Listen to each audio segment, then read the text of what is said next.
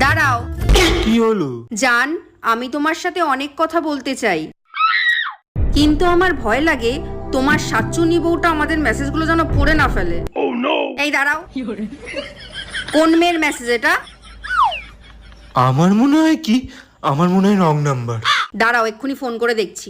এবার না কেন, কি দরকার, থাক না। দাঁড়াতে বলেছি, চুপ করে।